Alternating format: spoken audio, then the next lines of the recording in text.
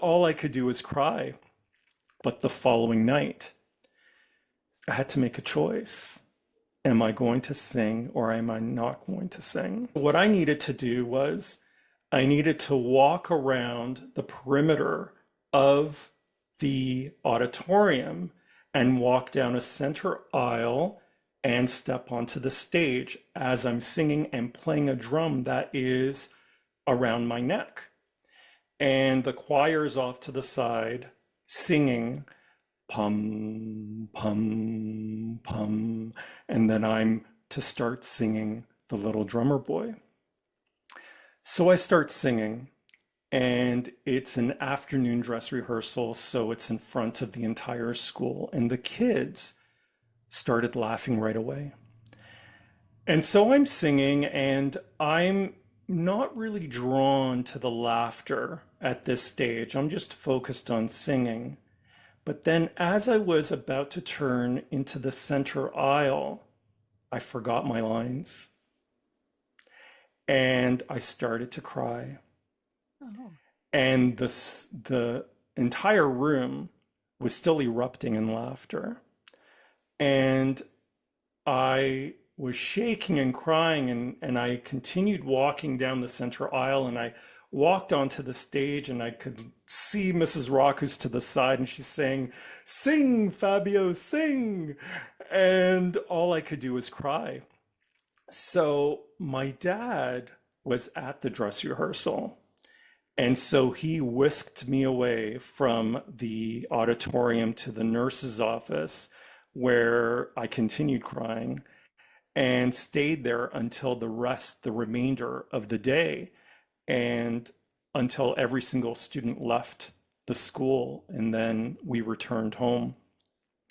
So that was the dress rehearsal.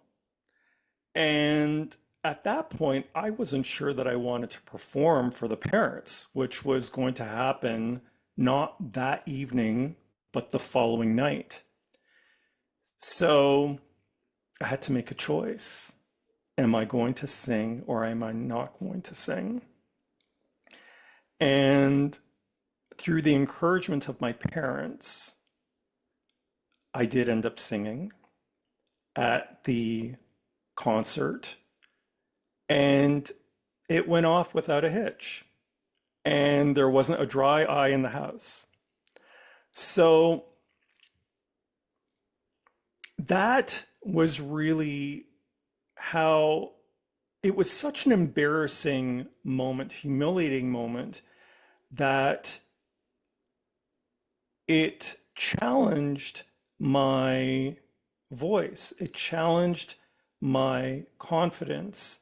And in deciding to perform in front of the parents, in front of the school, the teachers, the principal, in deciding to do that, it allowed me to reclaim my power.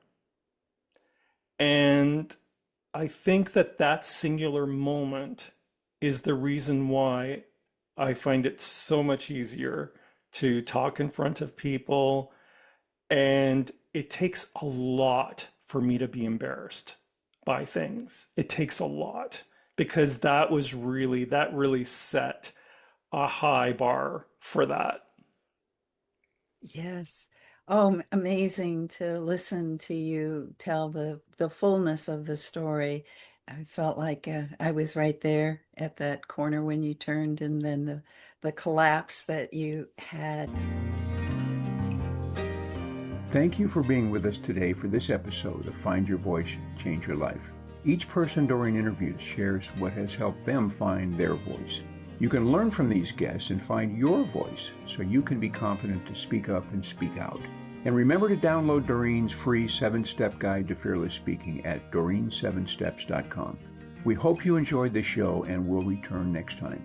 Until then, goodbye for now.